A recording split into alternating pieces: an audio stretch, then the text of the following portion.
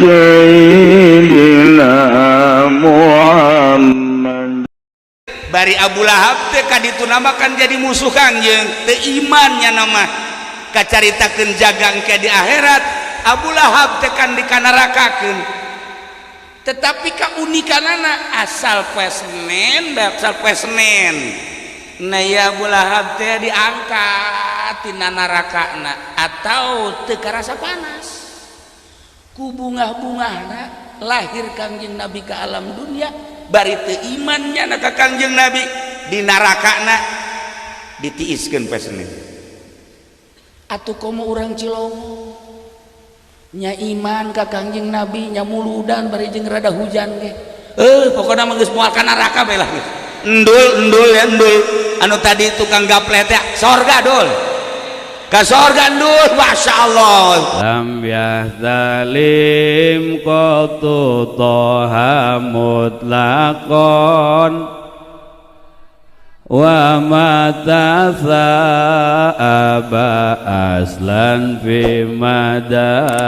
zamani ya rabbi bil balil maqa. Para jamaah kaum muslimin wal muslimat rahimakumullah, meme nyaritakeun maulid besi di Cilongok aya nu hajat di mana bae ya panggil ya. Maksudnya besi hayang eureun hujan ngan kukudangna gede ya nama teu beunang teu diberkatan aju hujan deui bae.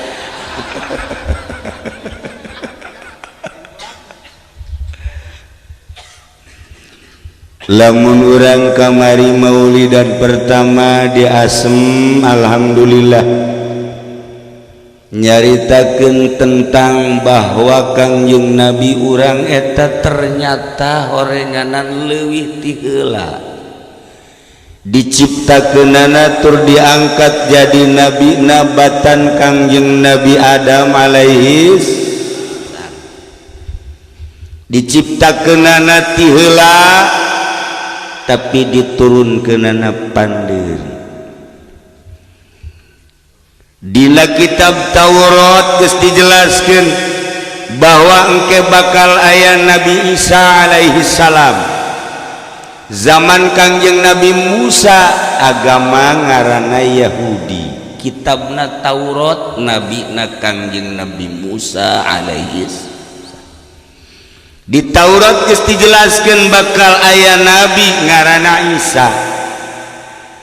Di waktu turun Kangjeng Nabi Isa alhamdulillah agama ngaranna Nasrani. Kitabna Injil nabina rasulna ialah Kangjeng Nabi Isa alaihi salam. Di kitab Injil geus diterangkeun berikut di kitab Taurat jeung Zabur engke bakal aya nabi akhir zaman ngaranna Kangjeng Nabi Muhammad sallallahu alaihi wasallam. Jadi Nasrani teu salah di zamanna, Yahudi teu salah di zamanna. Ngan mun kuari di zaman Kangjeng Nabi Muhammad masih kene Nasrani jeung Yahudi atuh kadaluarsa. Kadaluarsa di zaman itu mah bener, di zaman kuari kurang bener sebab geus aya Al-Qur'anul Karim. Kangjeng Nabi nyaritakeun meh Kangjeng Nabi turun teh aya zaman fatrah. Zaman fatrah teh zaman pegat syariat. Sabara tahun zaman fatrah 500 tahun. Di saat 500 tahun teh setelah Kangjeng Nabi Isa diangkat ke langit, jelema acak-acakan. Didinya Taurat dipake deui sawareh ku Yahudi, Injil diteruskeun sawareh ku Nasrani. Dimodif, ditahrif, dirubah-rubah kumaha kahayang. Akibatna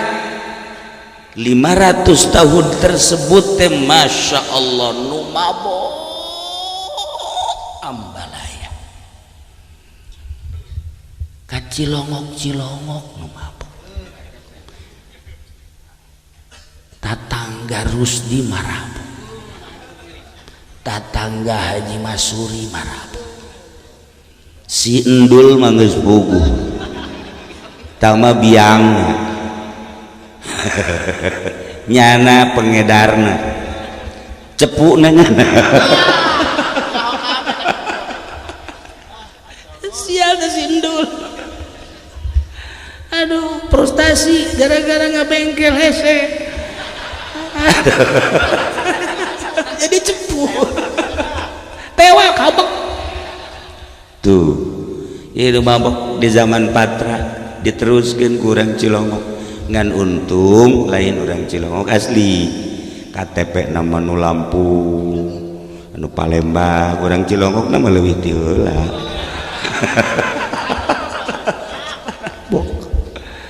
Gusti Allah nu agung asa zaman Patra baheula zaman Patra seperti kitu orok mabok remaja remaji mabok geus puguh kolot etalah zaman Patra jelas syariat asal geus mabok bae atuh geus kabelah ditunan welan simba ya Allah ya Rabb jadi di zaman Patra mah percis kos hewan aya gejak kotok endogan aju nijileung leuman kemudian megar terus di paraban ku indungna gede anakna jadi jago tekebal indungna ditumpakan sial tak kotok masya Allah atuh kunaon di Cilongok jadi kos kitu kuari na'udzubillah min dan lain di Cilongok ieu Cilongok itu Cilongok ieu memang biangna Gusti Allah lu agung zaman Patra seperti gitu embe reuneuh anakan paraban ku indungna gede embe lalaki embena ngomong ke mana mak tiris mah sia ka emak ih mah tiris ye neangan segen lain gitu mah mendingan emak bae lindek mama sial tak embe goblok ya Allah ya Rabbi atuh neangan ka itu cek seman ulah di dieu gili bedan di aing bae lah mak si mana nonggeng deui sial ya Allah ya Rabbi eta zaman Patra mah seperti eta anak ka emak emak ka anak bapak ka anak dan selanjutnya eueuh syariat Patra ngaranna ge masya Allah karim kunaon haju dilanjut ke zaman ayeuna zaman Patra eueuh syariat lumayan gapleh hambalai judi eta endul nu mantap gendut balak genep malulu ya Allah cimplong kunyana dileg-legan mantap eta lamun ngising deuleu ge waduh nah iyalah zaman Patra geus araya kabeh kuari nu ngaran mabok zaman Patra hambalaya berjamaah saimah sakampung-sakampungna kemudian zina kitu keneh zaman Patra mah kitu keneh judi luar biasa pembunuhan nu mantap nyana di ditu nyieun kapilah-kapilah makin loba kapilah makin kuat nyana persatuanana ketika kuat persatuanana nyana ngadominasi ka rombongan-rombongan jeung kapilah-kapilah anu leuwih leutik dijadikeun mangsa lah kapilah nu leutik ku kapilah-kapilah anu gede teu aya hukum syariat nu aya adalah hukum kekuatan disebut rimba mana nu kuat mana nu gagah etalah nu menang kitulah seputar zaman Patra perlu dikanyahokeun memeh turun Kangjeng Nabi Muhammad sallallahu alaihi wasallam ngaranna zaman Patra saat di negara unggal negara sadunia tejelas leuwih-leuwih di Saudi Arabia Jaziratul Arab dimimiti Mekah, Madinah, Syria, Baghdad,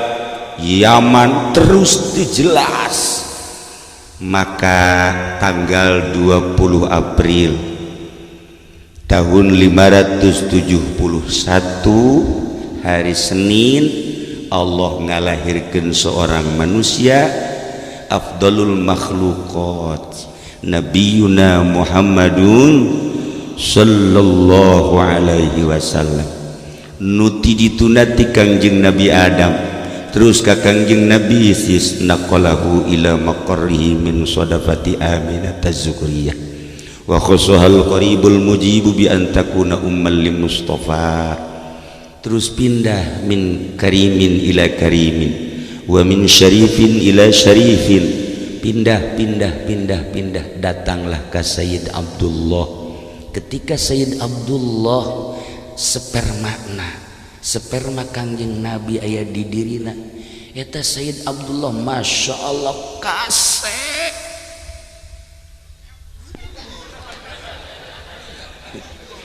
kasep biasa aya sperma Kangjeng nu bakal dijatuhkeun ka Siti Aminah. Masya Allah eta awewe teh teu kuat hayang neuli Sayyid Abdullah bedatang ka ngaririntik aya nu teu dahar sapoe sapeting asal neuli Sayyid Abdullah seubeuh aya nu dua poe da peuting asal neuli Sayyid Abdullah bengge seubeuh bae ku kasep-kasepna lapar leungit neuleuh kasepna Sayyid Abdullah lain Sayyid Abdullah na tapi aya calon Kangjeng Nabi nu aya di pundakna nu aya di punggungna kabawa kasep awewe anu saminggu teu dahar asal lapar neuleuh beungeutna seubeuh asal lapar neuleuh beungeutna wareg. Masya Allah ieulah keistimewaan Kangjeng Nabi urang kakarak aya di awak Sayyid Abdullah bae geus kos kitu sabalikna urang keur seubeuh neuleuh haji pendi Masya Allah lapar haji neuleuh haji Masuri waduh tambahnya lapar nya belum eta bagus itu sebalikna teh mah urang keur seubeuh neuleuh haji Masuri Masya Allah azana henak dah henak gitu aya nu kos kitu jelemanya diciptakeun ku Gusti Allah asal neuleuh henak geus bugus ieu mah macem-macem sakitu dijasan ya tuh tetep enak bae Masya Allah kari. Nah iyalah Sayyid Abdullah begitu Sayyid Abdullah langsung nikah jeung Siti Aminah kemudian jima pindahlah sperma ka rahim Siti Aminah ngahiji jeung ovum ngadadak Siti Aminah pikar sepen jelema eueuh jelema anu henteu seneng ningali Siti Aminah resep mantak awewe lamun keur hamil kadeleuna geulis kadeleuna geulis bae heran budak santri mah hajuna resep kanu reuneung bae heran atuh ka kebo-kebo reuneung resep budak santri mah meureun kebona eta geulis meureun anakna asal deuleu nu reuneung bae ya Allah ya Rabbi geulis amat tak kebo atuh ciuman ku si Allah lamun aya awewe reuneung teh beda sinaran Siti Aminah luar biasa gelisna ka bina-bina Masya Allah karim dicaritakeun terus dina berjanji mah bulan kahiji bulan kadua bulan katilu bulan kaopat bulan kalima sampai bulan kasalapan artina per bulanna ieu kadatangan nabi impian-impianna kapanggih jeung para nabi eta lah nu sok ngayuni ngaranna mentek lamun awewe keur hamil teh ngimpina aya nu ngimpi kaisingan kotok ieu ni teh kotok anakna bakalna ieu di teh kotok ayo di teh kotok teh kotok mah pan boro-boro di ditu di meja ge dicempal bae pan teh kotok di kursi dicempal Talamun aya jelema geus yuni teh kotok geus kajen teh yang di imah sorangan ku indungna nyingkir sia yuni teh kotok eta geus kubuh babaturan disingkir-singkirkeun bae teh yuni teh kotok nu bagus mah yuni kembang mantak tandian ku kembang jadi dukun ieu mah tuh supaya bagus lain kitu keur hamil bacaanlah ayat-ayat suci Al-Qur'anul Karim terutama salakina pamajikana hamil sok ngedengeng bacaan ku salakina ulah make baju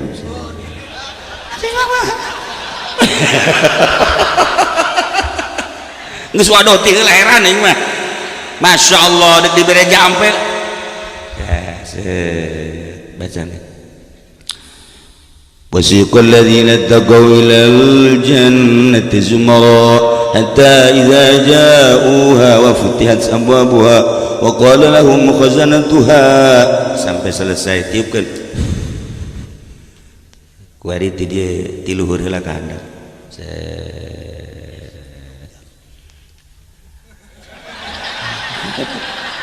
atuh geus sakitu kuas kuari bacaan deui وسيق الذين اتقوا إلى الجنة زمرا حتى إذا جاءوها وفتحت أبوابها وقال لهم خزنتها سلام عليكم طبتم فادخلوها خالدين tiupkeun kuari teh handap ka luhur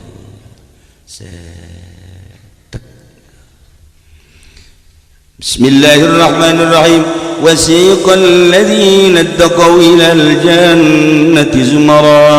sampai nu tadi kuari tilu ka dieu gede ka handap rada leuwihan saeutik leuwihan maksudna abeh babari kaluarna abeh ngeunaheun abeh ulah aya kendala eta jampena catet eta di samping keur hamil bacalah surat Yusuf abeh kasep kos Kangjeng Nabi Yusuf. Kangjeng Nabi Yusuf kan kasep ibarat samangka dibelah dua sabelah ku Kangjeng Nabi Yusuf sabelah deui kabehan urang kabehan itu untung rusia irungan ge petet-petet gitu sabelah samangka ku kabehan urang masyaallah tuh Kangjeng Nabi Yusuf mah samangka sabelah ku sorangan loba nu kaedan-edanan ku Kangjeng Nabi Yusuf masyaallah nah ieu awewe seringan maca surat Yusuf salakina gitu kene seringan maca surat Maryam nah nu tadi etalah jampe paranti nu hamil Siti Aminah ditanya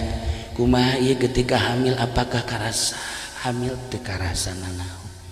sugan karasa berat Masya Allah cik Siti Aminah teu pernah ngarasakeun berat saeutik ketika aja walamma tamma min hamlihi syahrani ila masyhuril aqwalil mukhtalifatil marwiyah tufiya bil madinati syarifatil munawwarati abuhu Abdullah barang 2 bulan Siti Aminah hamil ya Karim Sayyid Abdullah na wafat maut Sayyid Abdullah nu kasep teh di Madinah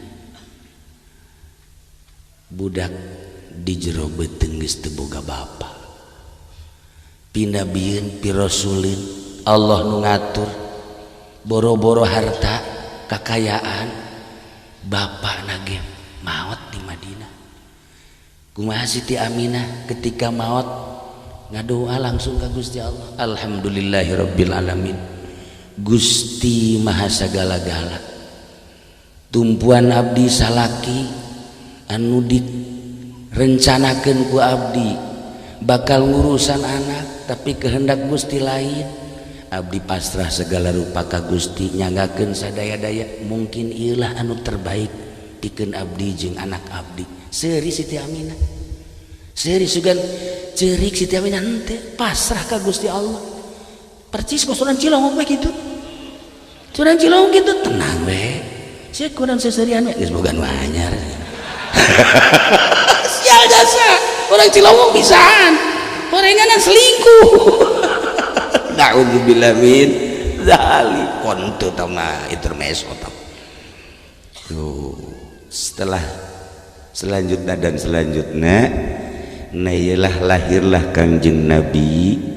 pada tanggal 12 Rabiul Awal hari Senin sakumaha tadi dicaritakan. Begitu borosot lahir ke dunia sinar cahaya nyorot saimah-imah terus kaluhur. Urang Mekah kaget aya cahaya anu luar biasa. Lamun urang geus ka Mekah ieu Masjidil Haram Baitullah naik ke arah wetan eta di dinya aya Maulid Nabi. Tempat lahirna Kangjeng Nabi masih aya ayeuna. Didoser geus puluhan kali didoser dek dileungitkeun ku pemerintahan Saudi Arabia, potong doserna. Urang Arab kan Wahabi. Nya nama teu percaya kana karomah-karomah. Nya nama teu percaya karena leluhur-leluhur kos sekarang itu dipiceun, tapi kersaning Gusti doser parotong mae. Nah ti kerajaan Salman nu ayeuna bakal berubah insyaallah. Saudi Arabia kuari dek berubah menjadi Sunni, Wahabi bakal dipiceun mun ieu kesampean insyaallah. Jadi engke bakalna urang mun ka Mekah ngeunaheun ziarah. Haji Masuri mah keur teu beuki ziarah di Mekahna haji ku Wahabi diulah-ulah tuh kamayangan sakjana aing mah ngeunaheun sakjana. Tapi engke mah bebas ziarah insyaallah. Kuari anu di penjara geus 200 pangeran, tembak geus genep pangeran,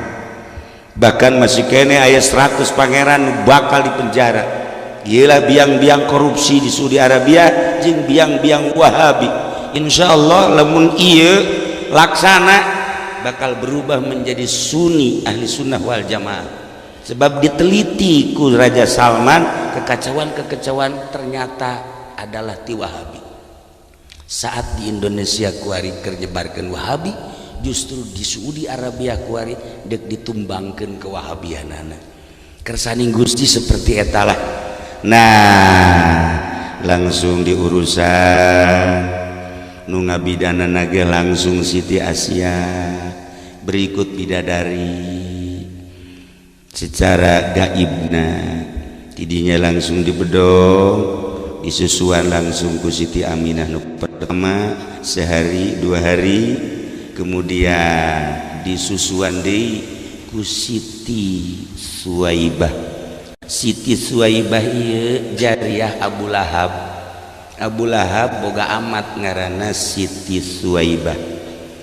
Ku bungah-bungahna Siti Suwaibah dipanggil kadinya nyusuan. Saenggeusna nyusuan nyana bebeja ka Abu Lahab. Tas mana anjeun? Aminah ngalahirkeun anak kasep jeung lucu. Aju kula milu ngurusan. Cik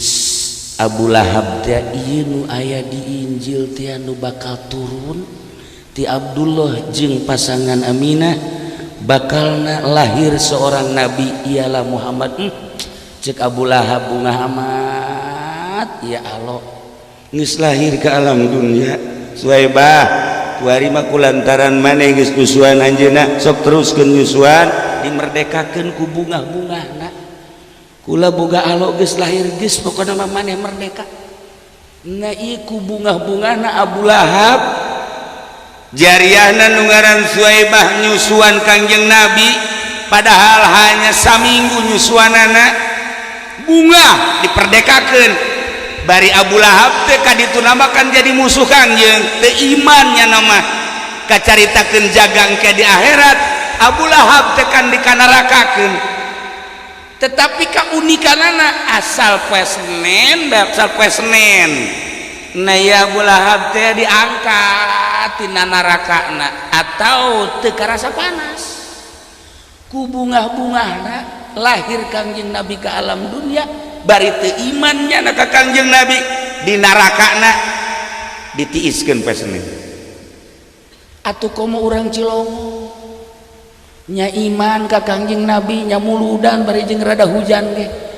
pokona mah geus moal ka neraka bae lah geus endul ya endul anu tadi tukang gaplet ya sorga dul ke sorga endul Masya Allah bahkan nyana jadi pamimpin ke diri itu jadi pamimpin ayo mana anak gua anu make balak genep teh sorga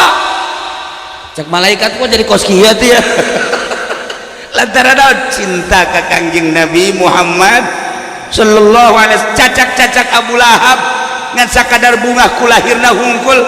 tanda kelahiran tanda kabungahna lahirna Kangjeng Nabi diperdekakeun ngaran Suwaibah sebagai jariyahna di akhiratna datang ka ditiiskeun poe Senen Masya Allah tuh komo urang baca sholawat ja urang mah osok Pak sanajan bari tilu ge tilu tas salat tilu osok tilu mah benernya anu osok mah aja masuk sabaraha bangun tilok gimana lebeungeut teh kadeuleut tilok asal tilok lain deui sinaran sok maca sholawat mah asal ieu lah Masya Allah karim badak ulah datang ke dadak teu maca sholawat jelema di Baghdad susah jasa tapi rajin jasa maca sholawat mah poe eta nyana boga anakna genep eueuh jang masak duit teu boga musyawarah nyana jeung pamajikanana poe eta ka ja urang ieu susah bae geus kieu bae lah ayeuna mah imah urang jual urang belikeun kanu leuwih handap tibatan ieu sesana urang pake usaha sebab ieu geus eueuh jalan heuh nya sakiana teh hasil musyawarah alhamdulillah nyana nawarkeun lah kaluar ti imah keur mejeuna nawarkeun imah ayalah babaturanna ngaranna Sufyan cek Sufyan teh ente ieu nawarkeun imah emang kunaon susah jasa kula hese jang dahar-dahar aca anak genep maksudna ieu deuk dijual teh neuk dibelikeun kanu leuwih sederhana sesana deuk dipake usaha geus eta mah urusan maneh ku ari mah poe ieu aya ujang dahar lamun eueuh jang dahar ke tungguan Sufyan langsung meuli roti jang anakna genep jang manehanana jeung pamajikan 2 jadi genep jeung 2 sabaraha 8 dibere 8 plek geus geura ka imah lan gampang ngajual imah mah ieu kena dahar bae di Baghdad makan roti dahar dibawa ku nyana ka karak salengkah 2 lengkah aya anu bara main bari ceri kurma neuleukeun roti makna jeung anakna 3 dibawa neuleukeun roti bae cak yana aing can datang ka imah roti geus anu neuleukeun bae asana teu wasa amat geus neuleuh deui kicep deui ka roti cak indungna teh beuk ulah geus 2 poe 2 peuting teu dahar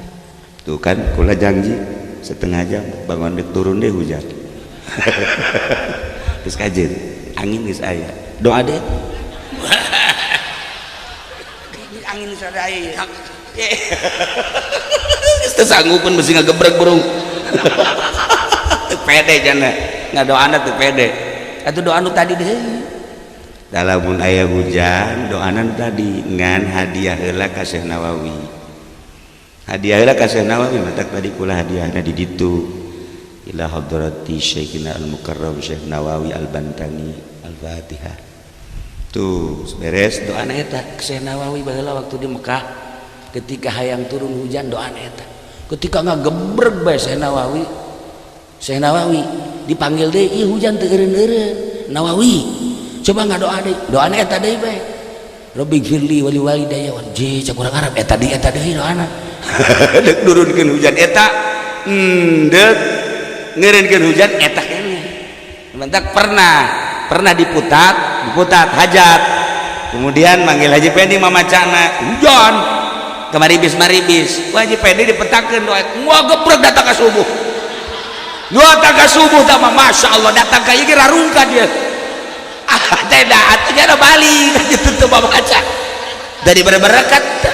2 kali hiji diputat nomor hiji di mana teh eta kos kitu cek nyana pancen dibaca ku kula menjadi kos kitu doa salah nyambatnya terus aya terus gerimis letik tuh cek kula ge setengah jam bener bae guys coba cepet deh lu tadi dongeng heula begitu manehanana bebeja bahwa ieu geus teu dahar 2 peuting geus deulekeun ka roti bae eta anakna indungna ditanya di ditu boga anak sabaraha genep sarua si jingai aduh lamun dibikeun gawe anak teu dahar geus lah aing mah tanggung susah cekeun jadi bikin kabeh kaya Allahumma sholli ala sayyidina Muhammad wa ala ahli maca sholawat Allahumma sholli ala sayyidina Muhammad wa ala kajian batur udah aing manteu ge kajian tidinya nawarkeun imah deui ngalamun bae nya kapanggih jeung Sufyan can baliknya na memang depan eta can dalahar anak dibikeun ka bakal bara main cekeun kuari mah geura datang ka imah itu di imah aya nu mangmawakeun dahareun inu mendeng saja banak wallahu alam gimana kula ge teh nyaho ngan ieu masyarakat sekitar eta geus daratang ka dinya aja keur dibabagi nya ngahaneng beji nu bener ieu masyaallah coba geura datang ka ditu nya geuraan bae percaya teu percaya nya begitu lempang-lempang bener di mana puping pan ieu ngadadak saha nu mawa anda datang kan dia dipeluk ku pamajikan kakak Masya Allah ya kikiriman kakak puaranya kikiriman kakak sih bener ya iya tadi ya tamu kan dia cina kakak meuli di ditu segala bubuahan segala ti makan jeung duit-duit nanti tadi bagikan pan ku kakak atuh masyarakat geus dibagikeun jeung duit-duitna titaku saja dah titaku kakak aing bingung ya sia kumaha lalakon Masya Allah karim geus kitulah kajadianana nyana ge kaget ternyata begitu dibikeun kabar main teh malaikat turun ngarupakeun salaki seperti eta lah dititah ku Gusti Allah ieulah kajadian sholawat nu ajaib nu mantap kula ngadenge Haji Masuri di Masjid Bunga jeung Haji Bahri mareca sholawat bae tadi Masjid Bangona segala apa non gitu ngar ketua maraca sholawat beta bangunna bari geus lale ieu teh kuroko tapi tah ieu aturan mah di masjid itu baca sholawat bae tasbih kaluarkeun ngaji ayo di masjid teh maca sholawat deh kieu tasbih tasbihna ulah hiji 10 jang jualan maksudnya lain maca sholawat jualan tasbih tah ieu keajaiban nah ieu mah kacaritakeun ieu mah panjang lalakona lantaran ieu mah geus beuting maot lah si keluarga eta selesai engke kiamat sanggeus teh kiamat kacaritakeun digiring ka mahsyar timbang amal begitu ditimbang amalna salat kurang bagus zakat puguh jelema susah amal-amal nu lain teu bagus korenganan nyana teh ngan sholawatna doang dibandingkeun jeung nu lain garoreng otomatis sholawat eleh jas sholatna kurang bagus kabagusan sholawat tetep eleh teu kakenca cek malaikat ieu mah mesti neraka cek malaikat nu sejen coba aya amal nu sejen eueuh periksa nyana babantu ka tatangga aya eueuh coba sugan aya amal-amal selain sholawat sholat teu bagus puasa teu bagus haji kitu kene tahajud tilok duha komo duha mah pabelit jeung pabrik dan sholawat doang nu dianggap bakal menang teh eleh kabeh kenca di teangan amal nu sejen dikorekan eueuh ieu mah keputusanna mesti neraka keheula cak malaikat nu sejen pasti aya ye ahli sholawat kajen hukum mah ge aya periksa aya nu tadi teh eta sedekah kapanggih saat susah teu boga nanaon nyana sedekah roti nujang anak pamajikan teh bari nyana nalangsa jasa tapi berani sedekah turnya ngecelakeun cai mata neule fakir miskin anu leuwih berat tibatan dirina jeung keluargana ituna ceurik baramentana nyana ge ceurik. Nah aya ieu amal ieu timbang begitu ditimbang plek eta ngageser teng teng teng teng teng teng teng teng teng teng teng teng teng teng teng teng nyana ge ngahanang bae kitu kan kos kebudi etek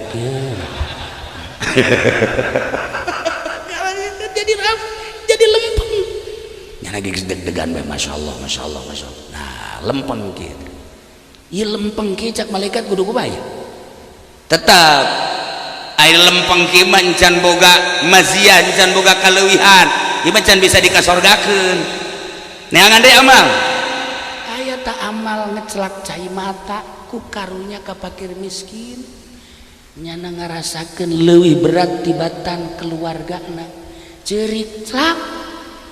ditimbang plek masya Allah nyana didinya kaget ya Allah ya Rabbi nyaho kitu mah kabeh ku aing segala rupa disedekah-sedekahkeun cakene sakiki boga nangan sakitu ge nang pamere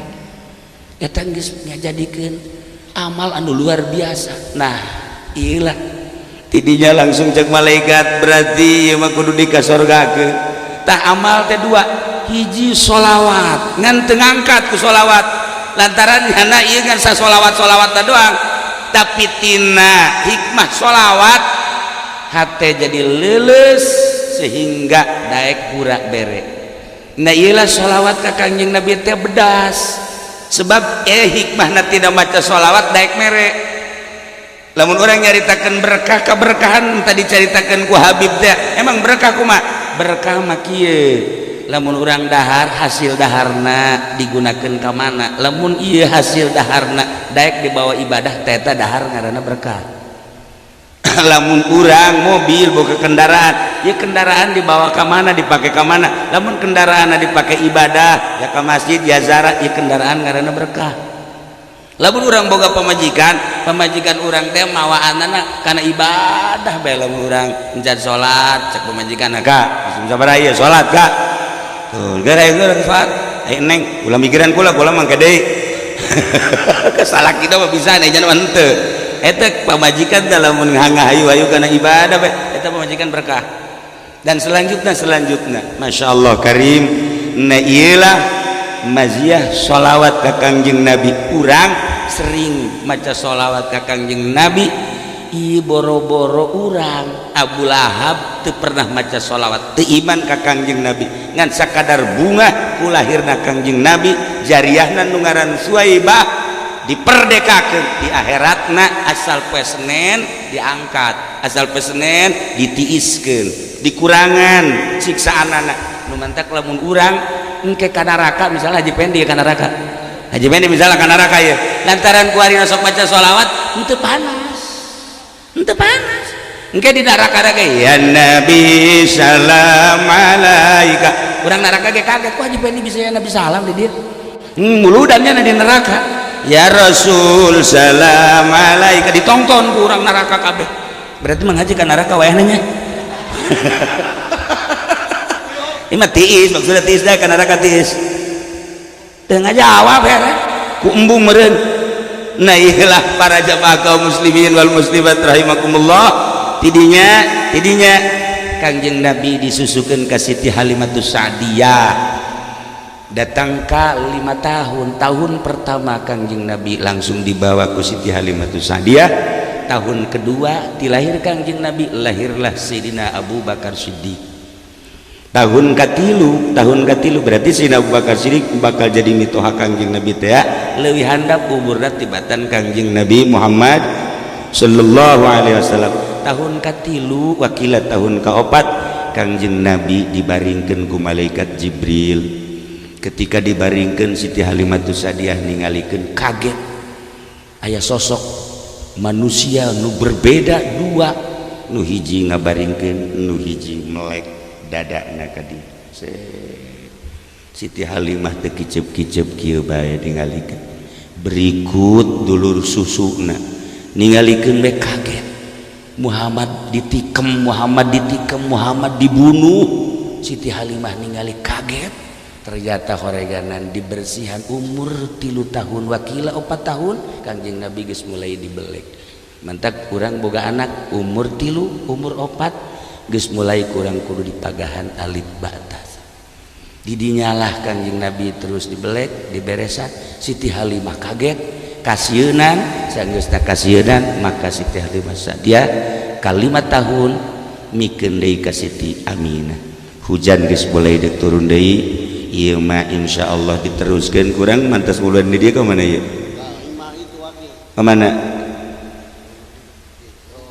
Ieu malam naon ieu? Hah, aing mah jadi sekretaris teh hareuseun biasa. Heran aing mah. Teu nyaho jadwal izin. Malam naon?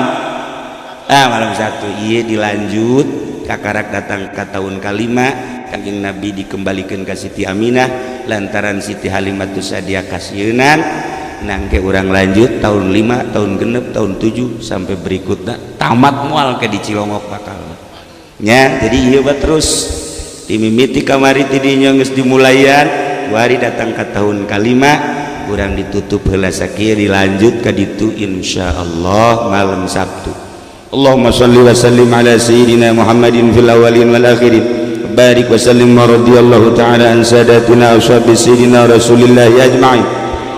Ya Allah ya rabbal alamin, Allahumma arham ummat sayyidina Muhammad, Allahumma ajbur ummat sayyidina Muhammad, Allahumma aslih ummat sayyidina Muhammad, Allahumma farrij an ummat sayyidina Muhammadin sallallahu alaihi wasallam. Allahumma anfa'na bima 'allamtana wa 'allimna ma yanfa'una wa zidna ilman wa yaqinan wa zidna ilman wa yaqinan wa zidna ilman wa yaqinan walhamdulillahi ala kulli hal wa na'udzu billahi min kulli hali ahli an-nar. Rabbana taqabbal minna innaka antas samiul alim wa tub 'alaina innaka antat tawwabur rahim wa shalli wa sallim ala jami'il anbiya'i wal mursalin walhamdulillahi rabbil alamin wallahu al-muwaffiq ila aqwamit thariq. Wassalamu alaikum warahmatullahi wabarakatuh.